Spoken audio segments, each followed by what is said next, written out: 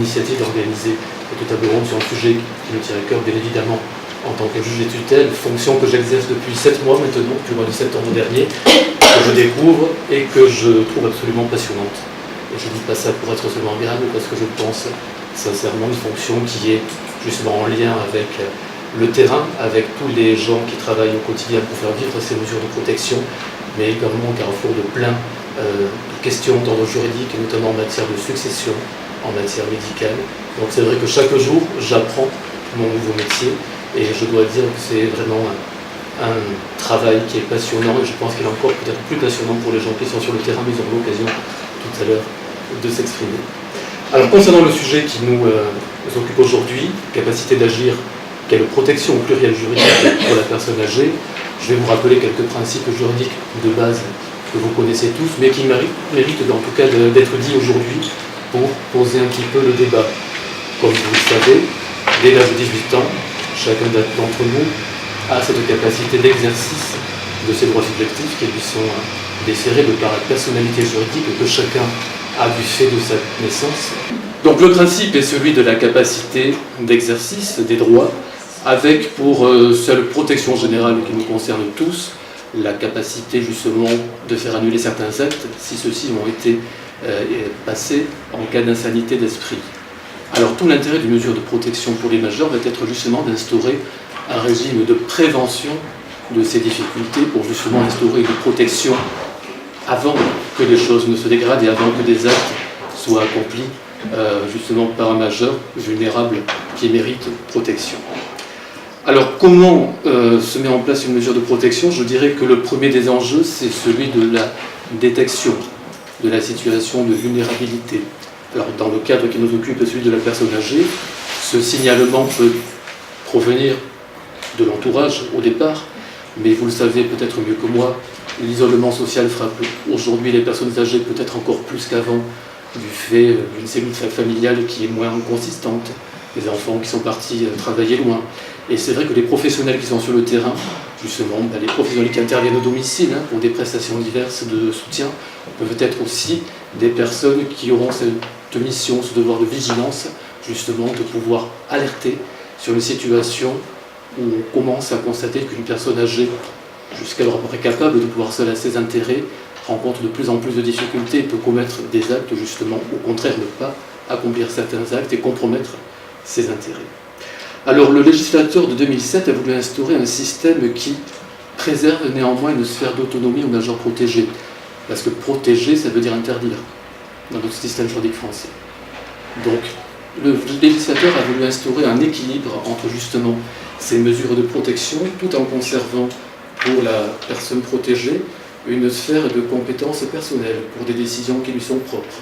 Par exemple, le fait de reconnaître un enfant, c'est un acte strictement personnel, bien entendu, qu'aucun tuteur et encore moins curateur pourrait exercer à la place ou avec le majeur protégé. Donc il y a quand même une sphère, si vous voulez, de compétences non négociables qui reste toujours l'apanage du majeur protégé. Alors j'ai envie de dire, majeur protégé, c'est très bien, ça va 18 ans jusqu'à la mort, potentiellement. Par contre, lorsque je me suis penché sur le sujet aujourd'hui, et que j'ai vu qu'on me demandait de parler de la personne âgée, je me suis posé une question assez naïve, et je me suis dit, mais à partir de quand est-on âgé? Alors dans ce cas-là, les techniques de secours consistent à se ruer sur Internet, à aller consulter différents rapports. Je suis tombé sur un rapport de l'OMS qui effectivement a fixé de manière peut-être arbitraire, c'est vous qui apprécierez, à l'âge de 60 ans, l'âge auquel on peut considérer une personne comme étant âgée. Je vous laisse apprécier, moi je considère, ayant fêté mes 40 ans il y a peu, que c'est quand même relativement jeune, 60 ans. Je pense que dans 20 ans, j'espère être encore en capacité de pouvoir seul à mes intérêts. Il est intéressant de se plonger un petit peu dans la littérature aussi, sociologique, philosophique, notamment les travaux d'Edgar Morin, qui ont pu s'intéresser justement aux différents paliers du vieillissement. Alors je vais là vous égrener tous les critères qu'il a pu notamment mettre en lumière. On voit surgir certaines expressions qui sont peut-être un petit peu rigolotes, mais qui traduisent bien effectivement aujourd'hui ce que sont les personnes qui passent dans ce qu'on appelle familièrement le troisième âge. Ainsi, on voit poindre l'expression des, alors il faut que je m'approche parce que c'est une contraction en anglais, des boubos. Alors en fait, qu'est-ce que c'est? C'est la génération des boomers, ceux qui sont nés en 1946, le fameux baby boom, qui aujourd'hui sont parvenus à l'âge de la retraite, mais qui ont encore cette capacité, cette activité, notamment à œuvrer, à voyager, à s'occuper des autres, à être inscrits dans des démarches associatives, culturelles, qui n'ont pas besoin de mesures de protection.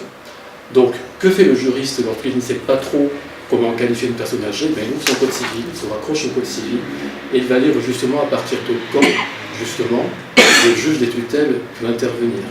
Alors, peut-être le connaissez-vous, sans le connaître, il s'agit de l'article 425 du code civil, qui dispose que la protection devient nécessaire lorsqu'il devient impossible pour la personne de pouvoir seule à ses intérêts, en raison d'une altération médicalement constatée, soit de ses facultés mentales, soit de ses facultés corporelles, et que ces difficultés sont de nature à empêcher l'expression de sa volonté. Une fois qu'on a dit ça, on a presque tout dit, en même temps on n'a pas dit grand-chose, parce que le droit relatif à la protection des majeurs repose sur des principes qui sont là aussi non négociables et que le juge des tutelles doit toujours avoir en tête, même si le cas qu'on lui soumet est celui d'une personne âgée grabataire. Le premier principe qui est important, c'est celui de la nécessité de la mesure. Parce qu'il est bien évident que si les rouages familiaux sont en place, si certaines précautions, je pense notamment des procurations bancaires, sont en place, la mesure de protection ne s'impose pas comme une évidence. Donc la question de la nécessité, c'est quand même une question qu'on doit avoir tous en tête en se disant, protéger c'est très bien, mais est-ce que le recours judiciaire notamment est absolument incontournable ou peut-on faire autrement? Justement, le second principe que je dois toujours conserver en mémoire est celui de la subsidiarité, puisque je dois me demander si la mesure de protection que l'on me demande de mettre en place se justifie parce qu'il n'y aurait pas d'autres dispositions juridiques qui mériteraient justement d'être mises en œuvre, qui pourraient être mises en œuvre par la famille. Alors il y a des dispositions en droit qui existent notamment dans le cadre conjugal, matrimonial, alors qui sont peu utilisées, j'ai presque envie de dire trop peu utilisées parce que sans doute méconnues. Sachez par exemple qu'il est possible, sur le fondement de l'article 217 du Code civil, de demander au juge des tutelles, en tant qu'époux, l'autorisation de suppléer son époux, qui ne pourrait pas passer un acte, qui ne serait plus en mesure de manifester sa volonté, pour un acte unique. Par exemple, si le seul enjeu d'une demande de protection est la vente d'un bien immobilier, il n'est pas forcément nécessaire de passer par une tutelle, par une habilitation familiale. On pourrait tout à fait demander au juge des tutelles, pour un acte précis, voilà, une habilitation spéciale de l'époux pour représenter son conjoint. De la même manière, toujours tiré des règles matrimoniales, il existe ce qu'on appelle une habilitation judiciaire qui ne faut surtout pas confondre avec l'habilitation familiale et qui permet à l'un des époux, l'époux le plus valide, on va dire, de solliciter l'autorisation de représenter son conjoint de manière générale ou pour certains actes particuliers, mais uniquement dans l'exercice des pouvoirs qui résultent du régime matrimonial.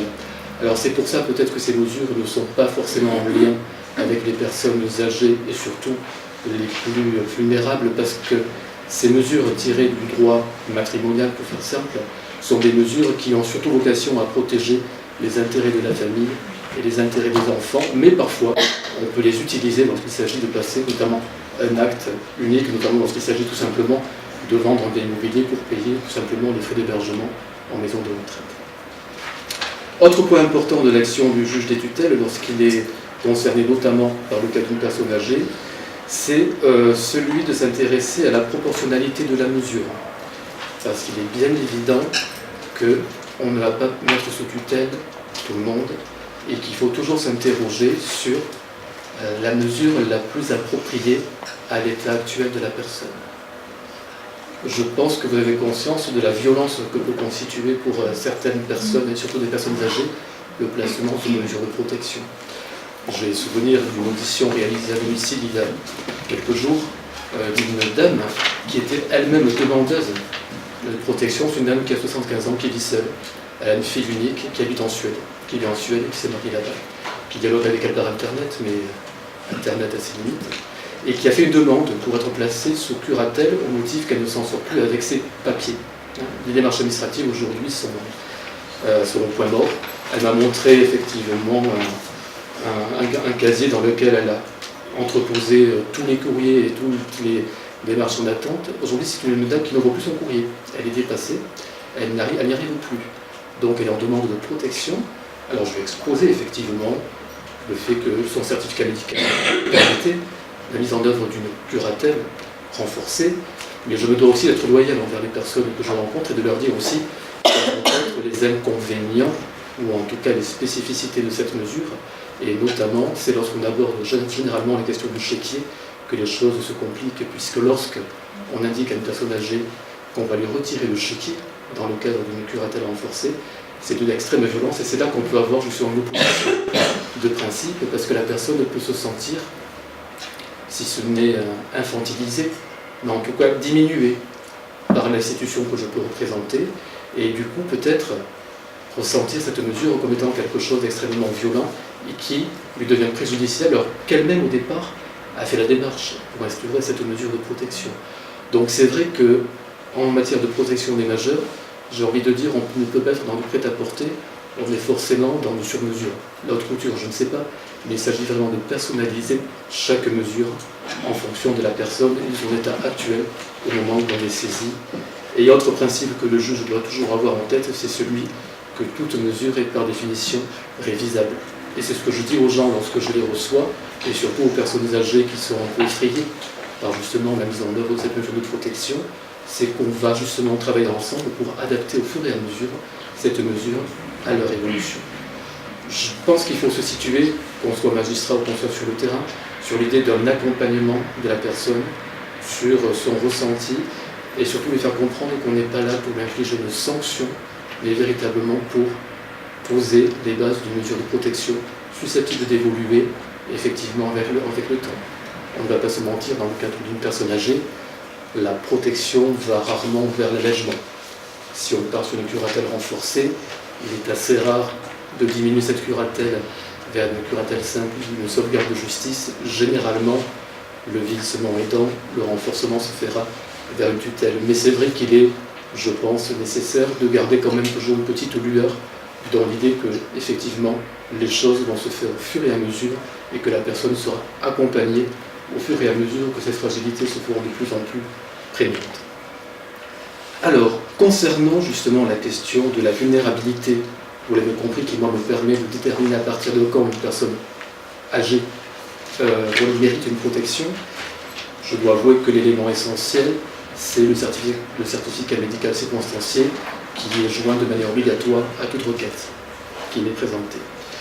Je tiens à dire que ce certificat obligatoire est une source riche d'enseignement. Je ne sais pas s'il y a des médecins experts dans la salle, mais je tiens effectivement à leur dire combien justement la rédaction de ce certificat est importante, parce que souvent j'apprends plus de choses au travers du certificat qu'au travers de la requête elle-même, qui parfois est parcellaire, incomplète, rédigée parfois de manière subjective par quelqu'un qui est proche de la famille.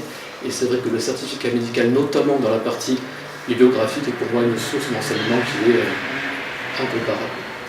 Alors concernant ce certificat médical, il va me permettre d'avoir, avant d'entendre la personne, si elle n'a pas été dispensée d'audition, déjà un éclairage pour voir à peu près quelle personne je vais rencontrer, dans quel état se trouve-t-elle, va-t-elle comprendre les questions, quel langage vais-je devoir utiliser pour essayer de communiquer avec elle, puisque effectivement, lorsqu'on parle à quelqu'un qui est en EHPAD, qui est dans son état grabataire, on n'utilise pas les mêmes mots, on n'utilise pas les mêmes questions qu'à quelqu'un qui a 70 ans, qui vit encore à domicile, pour qui ça devient un petit peu compliqué, mais qui a quand même une certaine réceptivité à certains arguments que l'on peut effectivement lui faire valoir.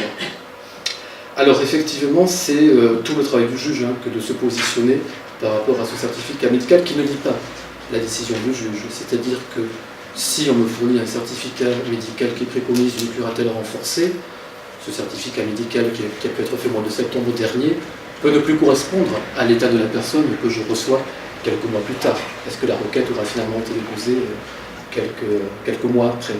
Donc c'est vrai que j'ai quand même une mission qui est délicate, c'est de prendre sur moi, parfois d'aller au-delà de ce que préconise un médecin, sur la base d'un certificat, mais au regard de l'actualité d'une situation qui est devenue parfois plus compliquée que ce qu'elle n'était lorsque le médecin a rencontré la personne.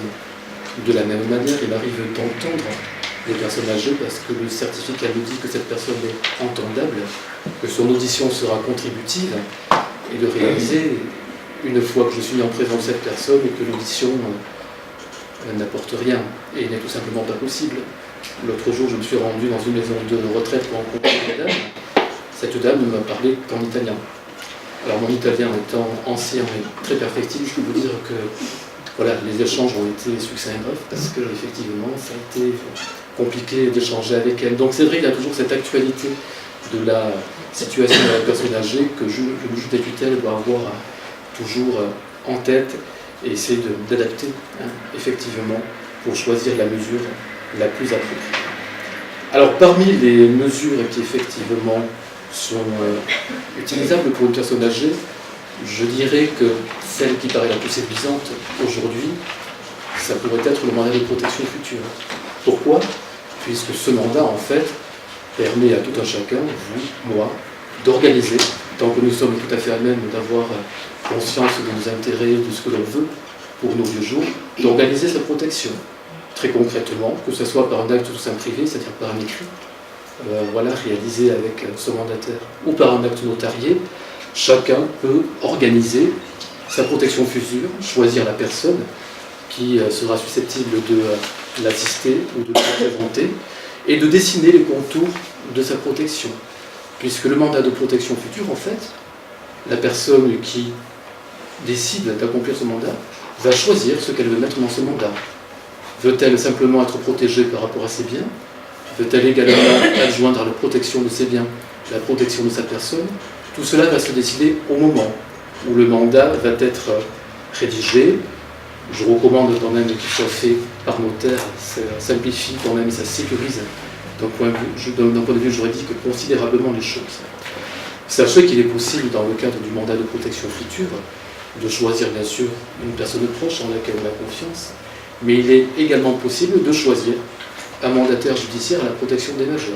Alors il faut bien le choisir, parce que si effectivement ce mandataire est de la même classe d'âge que vous risquez de vous retrouver confronté à une difficulté, c'est que ce mandataire lui-même puisse avoir quelques difficultés à vous représenter lorsque le moment de votre propre vulnérabilité sera présent.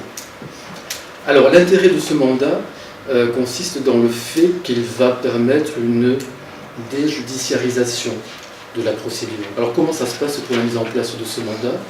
Très concrètement, le mandataire, c'est-à-dire la personne qui va exercer ce mandat pour protéger les personnes âgées, une fois qu'elle a constaté que cette personne âgée est devenue vulnérable et qu'elle ne peut plus toute seule pourvoir à ses intérêts, va faire établir un certificat médical et va tout simplement l'amener au greffier du tribunal d'instance pour activer le mandat. Et donc on va procéder à une inscription de ce mandat sur un registre spécifique. Et c'est à partir de ce moment-là que le mandat va rentrer en voie d'exécution. Alors, le mandataire a quand même des obligations, il ne fait pas ce qu'il veut, puisqu'il y a quand même un contrôle, même si cette mesure est déjudiciarisée, qu'elle reste, on va dire, la chose du mandataire et de son mandant. Le mandataire doit quand même établir un inventaire. Il doit établir également des comptes de gestion, et tout l'intérêt de faire appel à un notaire, c'est que les comptes de gestion seront déposés chez le notaire qui aura un devoir de vigilance sur ces comptes et qui pourra alerter le juge des tutelles s'il remarque certains mouvements de fonds particuliers, en tout cas qui interrogent.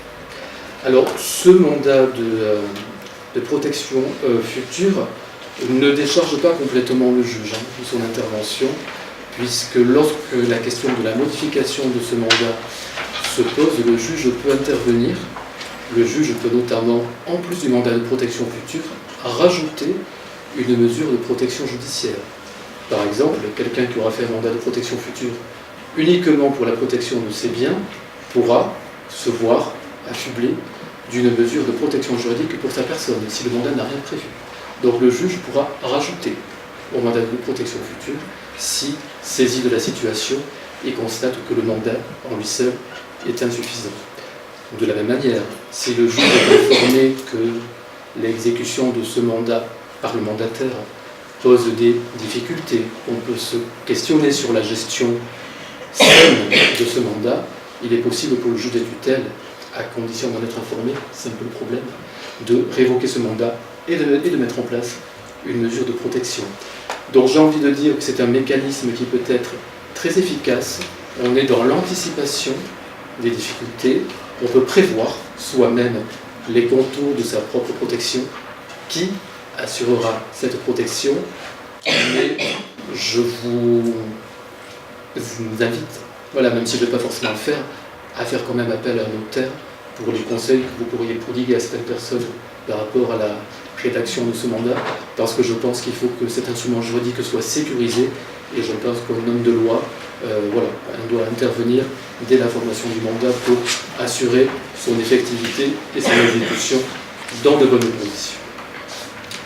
J'aimerais maintenant vous parler de l'habilitation familiale qui a été créée par une ordonnance du 15 octobre 2015, puisque cette mesure, je pense, pose les bases de l'évolution de ce que sera la protection des majeurs et des personnes âgées, principalement, puisqu'elle pose effectivement le principe de cette idée de déjudiciariser au maximum la protection des majeurs. Alors, l'habilitation familiale va répondre en fait aux mêmes conditions d'ouverture qu'une mesure de tutelle, de curatelle ou de sauvegarde de justice, à savoir qu'effectivement, l'altération de facultés mentales ou physiques doit être constatée par un certificat médical circonstancié, et les personnes qui vont saisir le juge des tutelles qui sont énumérées par les textes. En gros, ce sont les proches et la famille, les enfants, les petits-enfants, les neveux et nièces, ça peut être aussi le conjoint, le partenaire lié par un taxe, le concubin aussi. Toutes ces personnes vont justement être entendues par le juge, alors si ce n'est de manière obligatoire, en tout cas à titre d'information. Parce que bien évidemment, pour prendre une bonne mesure et pour poser les bases d'une mesure qui sera déjudiciarisée, il faut prendre un maximum de précautions pour s'assurer que l'absence de contrôle dans la gestion ne risque pas de causer des difficultés. Et je tiens à le dire tout de suite, la mesure d'habilitation familiale ne se conçoit que dans des situations familiales apaisées, hors conflit.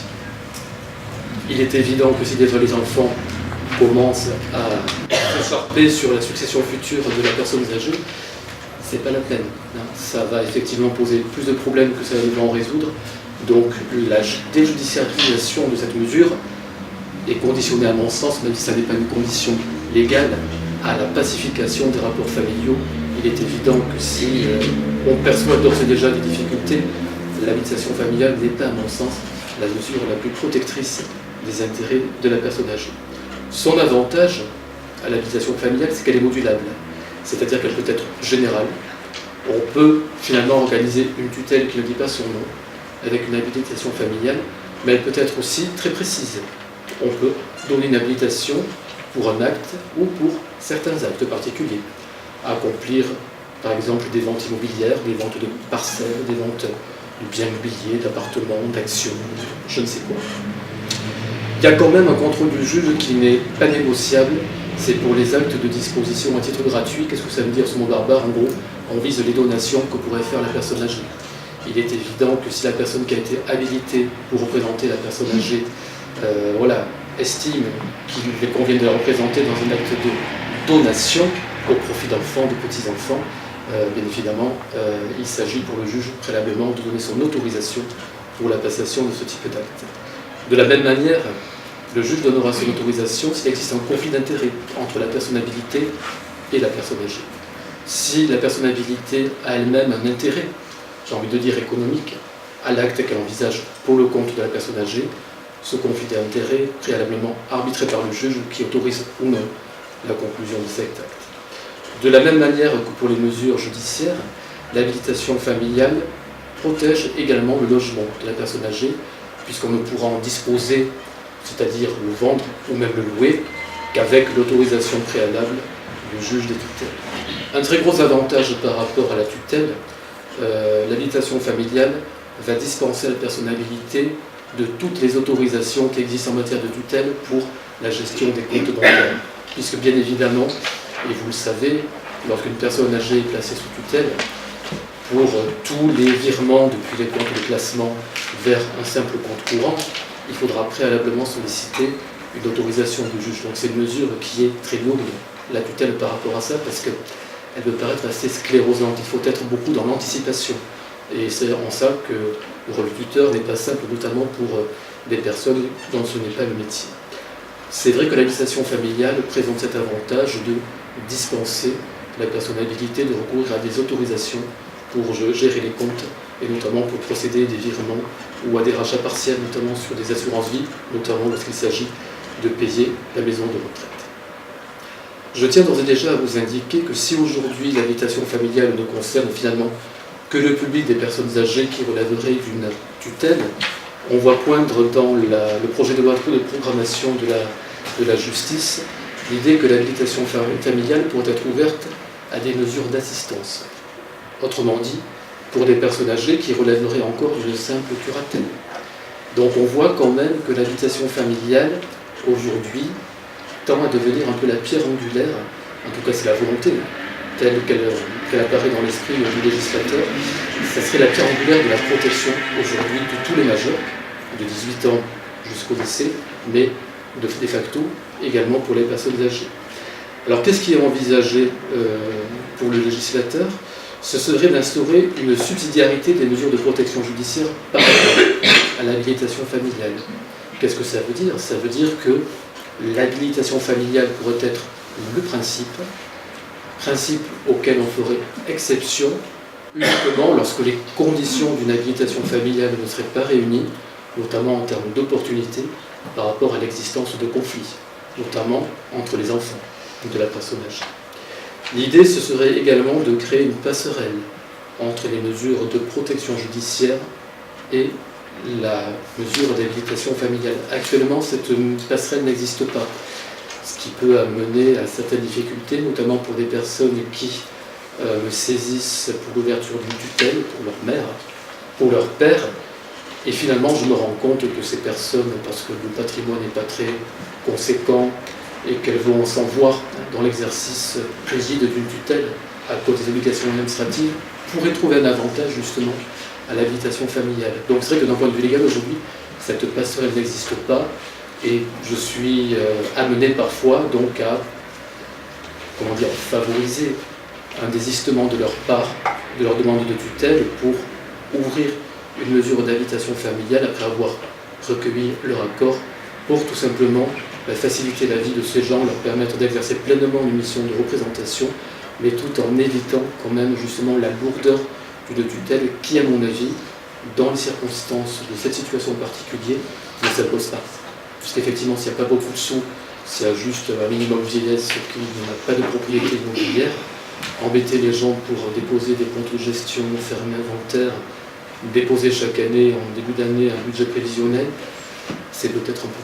Voilà, surtout pour des gens qui n'ont pas forcément une certaine capacité à accomplir certaines démarches administratives et qui n'ont pas peut-être intérêt à être embêtés par des rappels parce qu'ils n'auront pas déposé de compte de gestion dans lesquels on sait qu'il n'y aura pas grand-chose à part justement un minimum vieillesse qui effectivement aura été, quoi qu'il en soit, absorbé par toutes les charges liées à justement la protection de la personne âgée. Alors, concernant cette mesure d'habilitation familiale, si on prend un peu de hauteur, on se rend compte qu'elle tend à restaurer une certaine confiance vis-à-vis des familles, confiance qui n'existait pas nécessairement dans ce qu'est aujourd'hui dans ce que sont aujourd'hui les mesures de protection judiciaire. Puisqu'effectivement, on ne va pas se mentir, les mesures de protection judiciaire de type curatelle tutelle sont d'une telle rigidité qu'on est quand même dans l'idée d'une confiance, mais qui n'exclut pas un contrôle, qui peut confiner d'ailleurs une certaine défiance, parfois.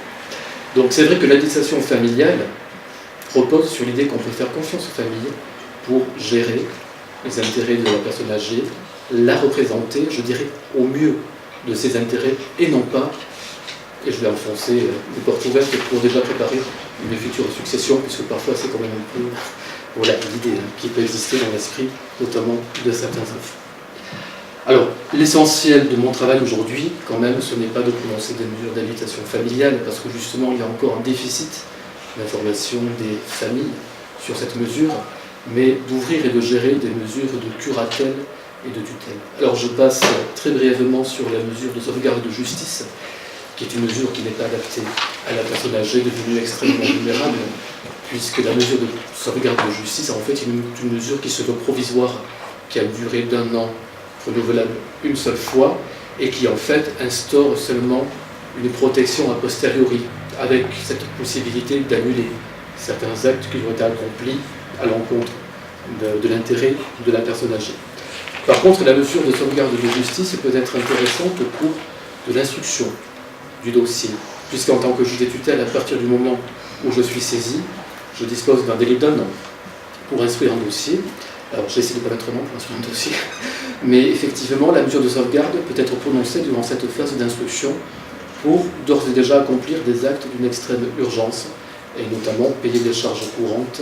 Ça peut être aussi pour assurer le paiement de la maison de retraite ou faire en sorte que les revenus de la personne âgée ne soient utilisés que dans l'intérêt de la personne âgée, puisque parfois on peut voir certaines craintes sur un éventuel abus de la faiblesse des personnes âgées, soit par certains membres de famille, soit par des personnes tierces.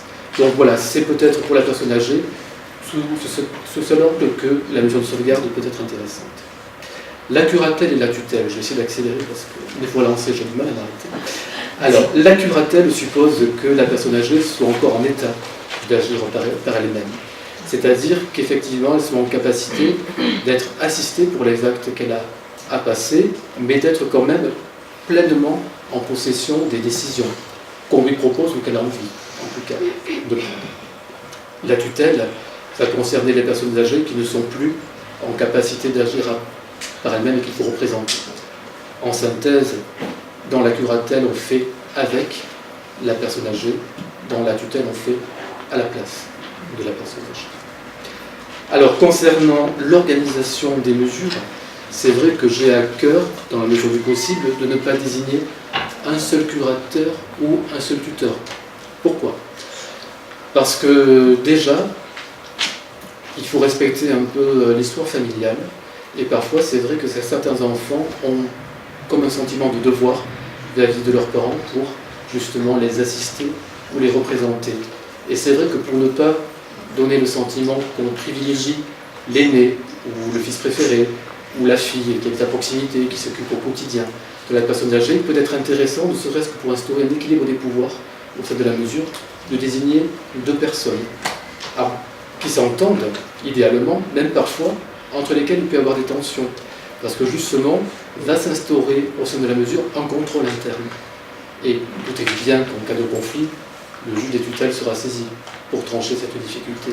Donc il peut être intéressant, effectivement, parfois, justement, de prévoir cet équilibre des pouvoirs au sein de la mesure, quitte par ailleurs à nommer un subrogé tuteur ou curateur, c'est-à-dire quelqu'un qui ne va pas exercer la mesure, mais qui aura une mission de contrôle sur l'activité du curateur ou du tuteur, et qui pourra alerter le juge des tutelles s'il constate qu'effectivement il y a quelques soucis et que ça ne va plus.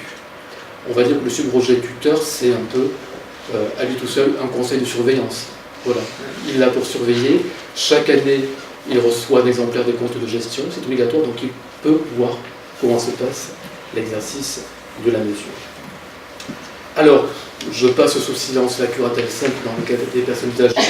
C'est une mesure qui n'est pas prononcée pour des personnes âgées qui sont en état de dépendance et même pour celles qui ont besoin d'être assistées de manière soutenue. La curatelle renforcée, on va dire que c'est la première étape de la protection de la personne âgée, lorsque cette personne peut encore comprendre l'environnement qui l'entoure, ses obligations administratives, ses intérêts, les formalités qu'elle a à accomplir en temps et en heure pour ne pas se retrouver en difficulté. L'avantage de la curatelle renforcée, c'est que le curateur sera là pour faire office de locomotive et justement activer les initiatives que ne prendrait pas tout seul le majeur protégé. Cette curatelle renforcée, je l'ai dit tout à l'heure avec l'exemple de la personne âgée que j'ai citée, reste quand même violente pour certaines personnes, justement, et je reviens sur ça, sur le retrait du chéquier. Véritablement, c'est une mesure qui peut être vécue de manière infamante. Par contre, certaines personnes vont être soulagées dès l'instauration d'une mesure de curatelle renforcée parce qu'elles vont comprendre qu'elles ne sont plus seules et que désormais, elles ont quelqu'un qui va s'occuper d'elles, tout simplement éveiller à leur intérêt. La seule difficulté aujourd'hui dans le droit positif de la curatelle renforcée, c'est qu'on ne peut pas dissocier la gestion purement administrative, donc les démarches, de la gestion budgétaire. Et ça, souvent, les personnes âgées qui peuvent elles-mêmes être en demande de protection sont choquées par ça. Parce qu'elles nous disent, mais je suis tout à fait capable, moi, de m'occuper, voilà, de faire le chèque. Et comme m'a dit cette dame tout à l'heure, dont la fille est en Suède, mais moi, il n'y a aucun problème, monsieur le juge, moi, je n'arrive plus à écrire, mais je donne mon chéquier à la personne qui remplit le chèque, et après je signe. Voilà, effectivement, tout va très bien. Voilà. Et c'est là que c'est compliqué, il faut faire œuvre de pédagogie pour une personne âgée, c'est avec courtoisie et respect, lui faire entendre justement tous les risques qu'elle encourt, et que même les personnes les plus agréables, qui peuvent être présentes dans son entourage, peuvent pour certaines, voilà, nourrir un esprit malveillant. Donc c'est vrai que j'essaie de faire passer la pilule entre guillemets auprès de ces personnes-là, en leur disant justement tous les intérêts qu'elles peuvent avoir aujourd'hui à être assistées dans la gestion, y compris budgétaire, de leurs mesures. Et puis on ne va pas se mentir, quelqu'un qui a des difficultés pour gérer ses papiers, on le dira de sa partie administrative, risque quand même d'être en peine pour gérer sa situation budgétaire. Mais ça, pour la personne âgée, c'est pas évident à accepter. De manière très familière, on va dire l'aide pour les papiers, ok, l'aide pour l'argent, pour les sous. Non, ça on touche pas. Surtout en milieu rural, c'est vrai qu'un sou est un sou. Voilà, je ne suis pas ouvert d'acheter vers mon verbe, mais finalement, les Ligourdans sont comme les Bernais, et je suis du Béarn, effectivement, voilà, on aime bien voilà, avoir la mainmise sur son patrimoine, ce qui est tout à fait normal et légitime. La mesure de tutelle, et j'en terminerai effectivement sur ce point, est sans doute la mesure qui permet de distinguer deux types de personnes âgées, à savoir effectivement la personne âgée qui va comprendre qu'elle est quand même placée sous mesure de protection, qui a un tuteur qui va s'occuper d'elle, de la personne âgée qui est dans un tel état grabataire qu'il ne va même pas voir la différence entre le jour où elle était juridiquement en pleine capacité de jouissance de ses droits et le jour à partir duquel elle va être représentée dans tous les actes de la vie civile. Que vous dire en matière de tutelle? C'est que ce sont des mesures qui peuvent ronronner, ne poser aucune difficulté, et ce sont des mesures qui peuvent être explosives, mais non pas du fait de la personne âgée, toujours du fait de son entourage, effectivement, puisque lorsque la tutelle a été confiée soit à un membre de la famille qui agit seul contre tous, j'ai envie de dire, soit même à un professionnel, association ou mandataire judiciaire à la protection des majeurs, on va toujours, en tant que juge de la tutelle, être le réceptacle de doléances pour essayer justement de remettre en cause une mesure et de l'organiser différemment.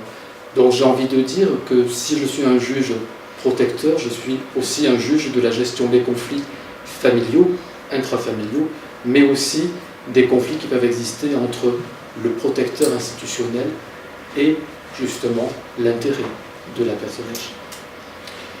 Concernant le détail technique des tutelles, vous le savez, je dis, c'est une mesure qui est très protectrice parce que très rigide. Donc protection des comptes, comme pour toutes les mesures de protection judiciaire. Le tuteur, je dirais, a besoin de son juge.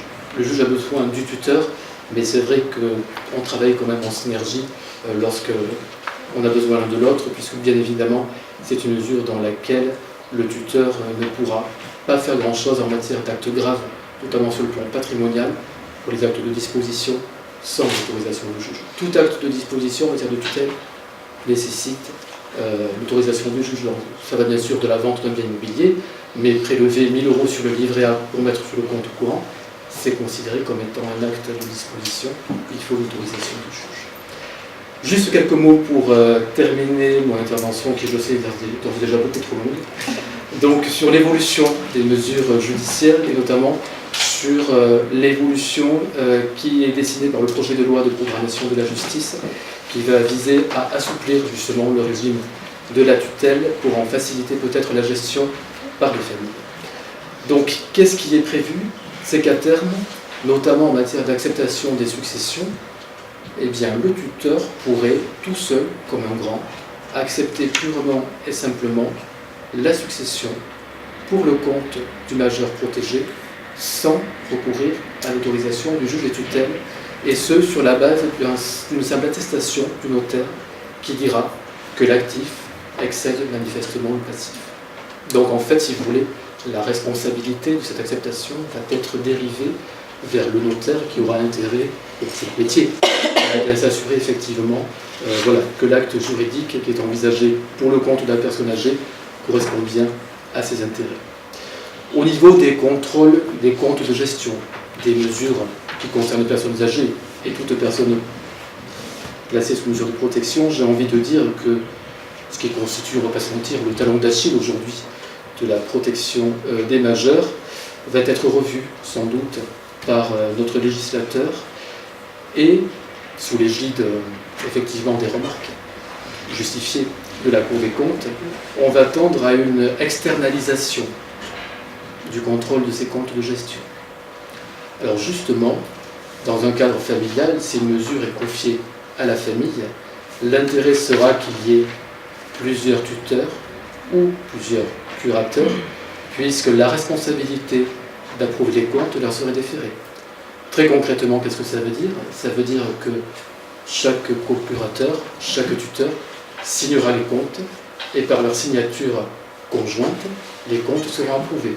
Ce qui était autrefois et encore l'apanage du greffier en chef du tribunal d'instance va être aujourd'hui transmis aux familles, voire à un homme de loi ou un homme de chiffres, puisqu'il est bien évident que, je parle des mesures familiales, s'il n'y a pas une deuxième personne que l'on peut adjoindre dans la mesure pour instaurer ce contrôle des comptes de gestion, eh bien le juge, dès l'instauration de la mesure, désignerait un professionnel qui aura pour mission, on parle clairement d'expert comptable, de cabinet comptable, qui aura mission effectivement bien, de contrôler et d'approuver les comptes de gestion, et là aussi, on va pas se mentir, d'endosser la responsabilité de cette approbation. Donc tout ça pour vous dire que le mouvement qui aujourd'hui se dessine, c'est un mouvement de déjudiciarisation des mesures de protection des personnes âgées, et la volonté du législateur, ce serait de faire en sorte sans doute que les mesures judiciaires deviennent l'exception, et le juge des tutelles, alors j'aime pas cette expression, je veux dire le juge des majeurs protégés, devienne l'arbitre des conflits. Voilà, donc dans les mesures qui ne peuvent pas être exercées de manière pacifiée au sein des familles, eh bien le juge serait là soit pour arbitrer, soit alors pour veiller à ce qu'une protection se mette en place et qu'elle soit assumée de manière efficiente, toujours dans l'intérêt des personnes âgées, qui aujourd'hui, et notamment dans des départements ruraux comme le nôtre, constituent quand même une part de la population grandissante et donc on vient de prendre grand soin. Je vous remercie. Merci.